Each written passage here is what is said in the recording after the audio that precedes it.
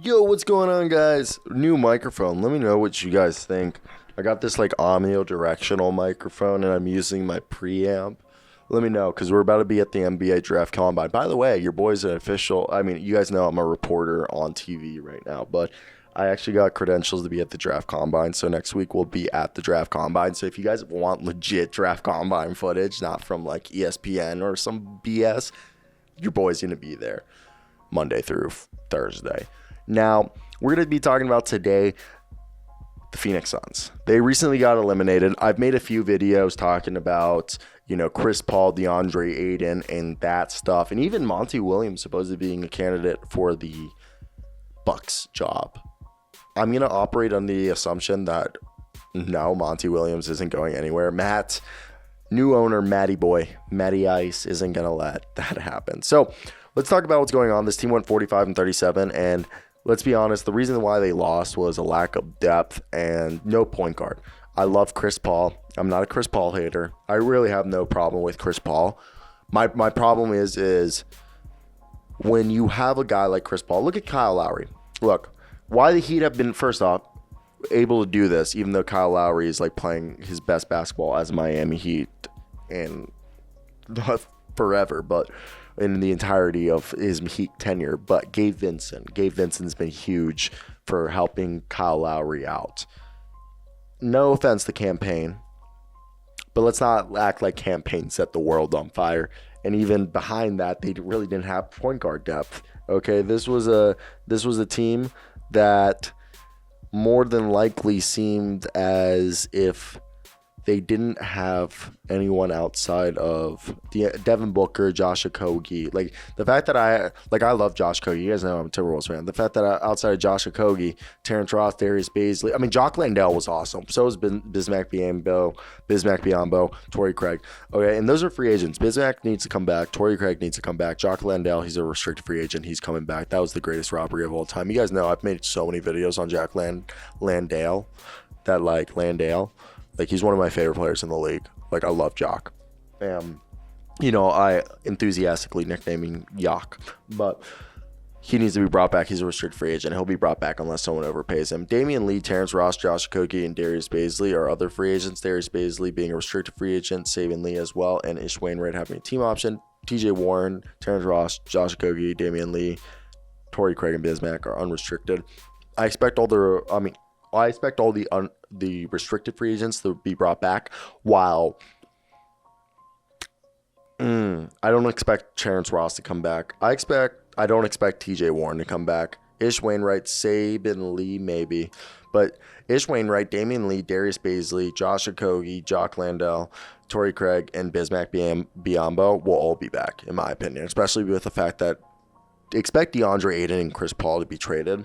Now, trades for Chris Paul, expect like the Washington Wizards, depending on how the Miami Heat season ends and if Kyle Lowry, if they win, whatever happens with Kyle Lowry, expect the Lakers to be in there. There's a lot of teams to be interested in our man. Expect a lot of guys. Expect a lot of guys to be interested in our man, Chris Paul. People are saying DeAndre Ayton. DeAndre Ayton also could go to like San Antonio, Dallas, Indiana,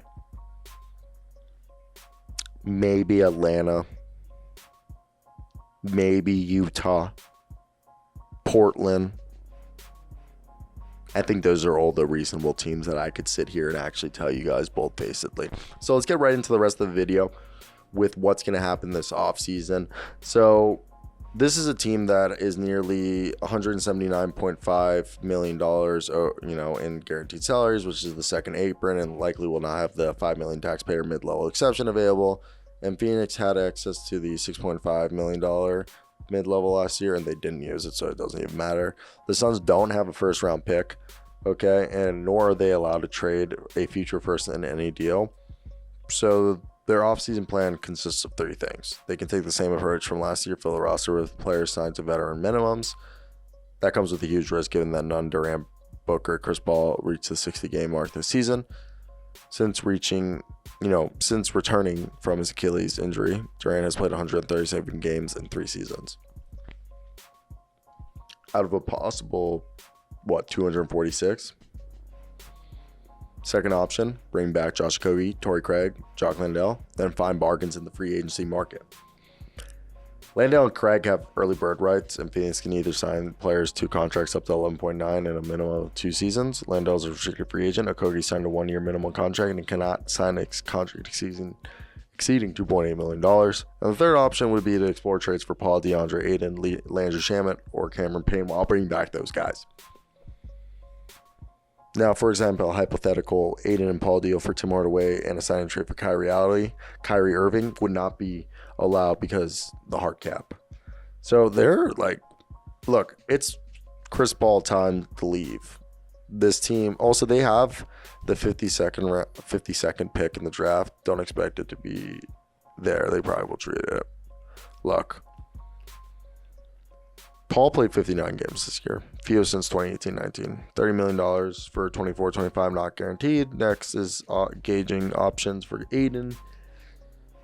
Look, he averaged 18 points, second highest of his career. More than 9 rebounds for the 5th consecutive season. But he's like an afterthought. Ayton averaged 82.7 touches per 100 possessions this season. For me, it just doesn't make sense to sit here and be like, Chris Paul's gone. What he's traded for, I don't know. DeAndre Ayton, gone. Jock Landale, Bismack Biyombo, and another center that they could sign in free agency would give you the same. Like, they've realized that the center by committee approach, way more financially feasible and just as guaranteed results. Jock gives you a bit more offense and all-around game. Bismack gives you some defense and rebounding. And then you go get another guy like how JaVale was a year ago. I'm not saying don't get JaVale, but like someone like him. Like in theory, if they could somehow get Daniel Gafford, he would be a good. But the front office needs to do work. Besides Durant, Booker, and Ayton, I really think besides Durant, Booker, because Ayton's gone, the Suns ranked second to last in playoffs and bench scoring. The Suns owe Brooklyn an unprotected first-round pick in 25, 27, and 29.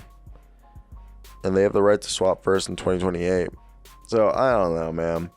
The free agents out there, they're not going to be able to afford the top guys. So, you got to go to the guys who are, like, not even the top 20 best players, okay? Maybe Dante DiVincenzo. Maybe a Trey Jones, okay? I don't think they'd be able to afford Max Strus. Jay Crowder, yeah. Josh Richardson, Torrey Craig. Maybe bring in a guy like I don't know. Al Burks is probably going to accept this team option. So Jalen Noel would be good. Pat Bev would be good. Maybe some Shake Milton. Andre Drummond could be that third big man. Okay, you don't want Nabe. Again, but these are bottom of the bench guys. Like, unless it's someone like Jaden McDaniels, whichever, I think it's Jalen, the one, or Matisse Thybulle takes a pay cut, or Dante DiVincenzo. Those guys are going to get like the full mid-level exceptions maybe.